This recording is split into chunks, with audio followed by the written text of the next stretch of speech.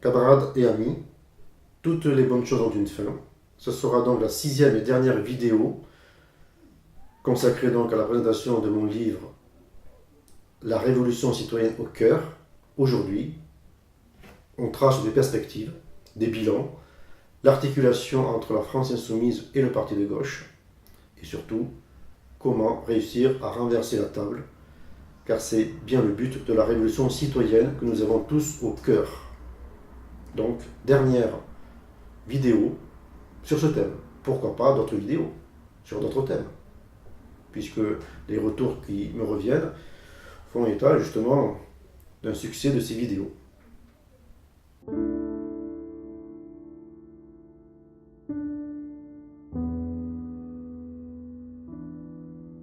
La France insoumise, qui est donc la stratégie mise en place par le parti de gauche, mais qui ensuite a très largement dépassé le parti de gauche, pour devenir justement un mouvement à plus de 600 000 soutiens sur une plateforme, un mouvement qui a obtenu quasiment 20% de voix au présidentiel, un mouvement qui a obtenu un groupe de députés extrêmement dynamique au Parlement et qui désormais incarne la seule opposition valable et crédible à la politique d'Emmanuel Macron, eh bien, cette stratégie est gagnante.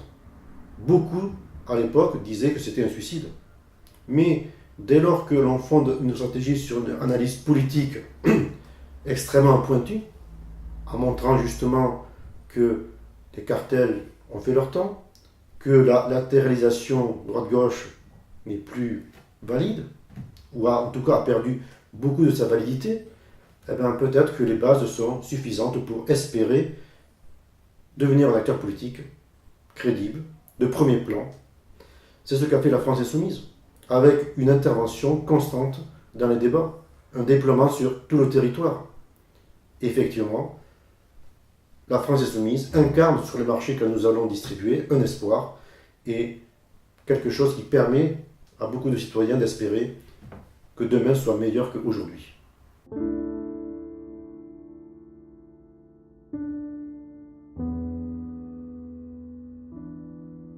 Un des grands dangers que la France insoumise devra éviter, c'est ne pas se faire diluer. Cela a été tenté à 2 reprises par des amis qui parfois ne veulent pas que du bien. C'était d'abord au moment des élections présidentielles en octobre-novembre 2016.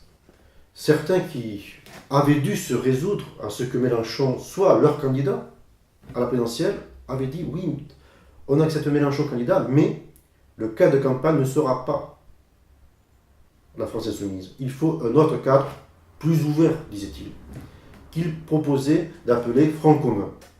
Or, Front commun, c'était un cartel. Et dans ce cartel, la France insoumise aurait été diluée en étant qu'un membre parmi d'autres de ce cartel. En fait, une chose ahurissante existait. Nous aurions été inclus dans un cartel dont la somme est inférieure à notre périmètre France insoumise. Donc c'était un non-sens. Et c'est la même attaque aujourd'hui qui se fait quand on veut nous faire venir dans des cartels différents où justement la France insoumise se fait rétrécir. La France insoumise est elle-même un rassemblement large, une dynamique forte, un mouvement inclusif. Donc pourquoi aller se réduire dans l'ancien monde politique des cartels? Donc effectivement, la France insoumise devra veiller à ne pas se faire rétrécir par ceux qui, finalement, sont beaucoup plus faibles que nous.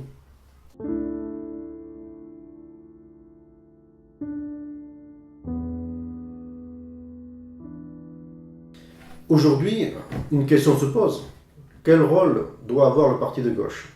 C'est lui qui a enclenché la France insoumise en se mettant à son service, ou plus exactement au service de sa stratégie.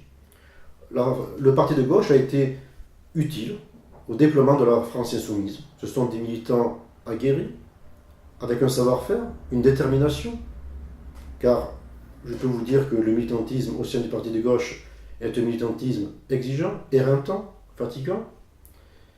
Et le parti de gauche a été décisif. Il a eu une grande qualité également. Il n'a pas voulu capitaliser sur la France insoumise. C'est-à-dire que lors des élections législatives, les candidats n'étaient pas en grande majorité issus du parti de gauche. C'est pour cela que ça a été, à mon sens, quelque chose d'admirable. Est-ce que vous connaissez beaucoup de partis qui, dès lors qu'ils proposent une alliance, acceptent que les 2/3 ou les 3/4 des candidats ne soient pas issus de leur rang? Dans d'autres rassemblements comme le Front de gauche, on avait vu qu'un parti voulait avoir toujours les 3/4 ou les 4/5 des candidats. Le parti de gauche a su se mettre en retrait, et c'est ça qui, à mon sens, fait qu'aujourd'hui, il a bien évidemment un rôle à jouer encore. Car en termes de compréhension de la stratégie, il peut rendre des services éminents. En termes d'élaboration programmatique, il peut rendre des services éminents. Donc le parti de gauche, à sa place, en articulation avec la France insoumise, a encore un destin.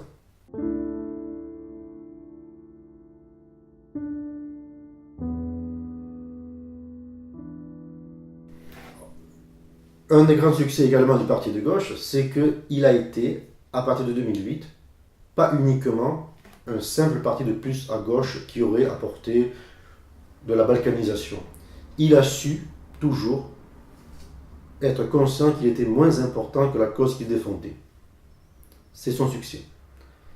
Effectivement, il y avait quand même une faiblesse. Les faiblesses internes du parti de gauche. C'est un parti qui parfois ne pouvait pas se projeter dans l'action militante aussi facilement qu'un mouvement. Donc c'est pour ça que cette complémentarité entre une part d'horizontalité, de verticalité, est extrêmement utile. Le parti de gauche avait aussi un autre handicap, c'est celui du Front de gauche. Nous n'avions pas vraiment la capacité à nous nommer et à être identifiés comme tels par la population. Qui étions-nous? La gauche?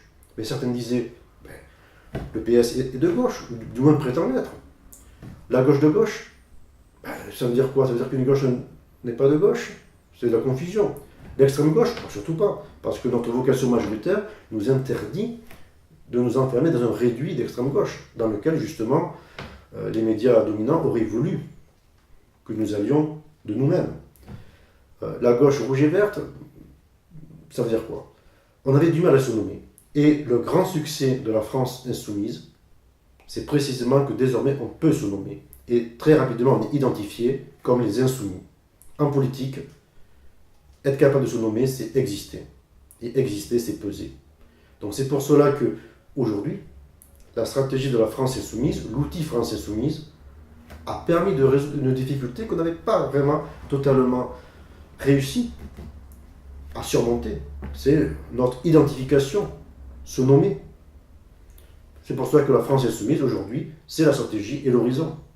Quant au parti de gauche, je pense que le cap de fin n'est pas venu encore. Il a beaucoup à apporter à la cause et pas à lui-même. Bien sûr, le parti de gauche sait très bien qu'il n'a pas de rente à défendre.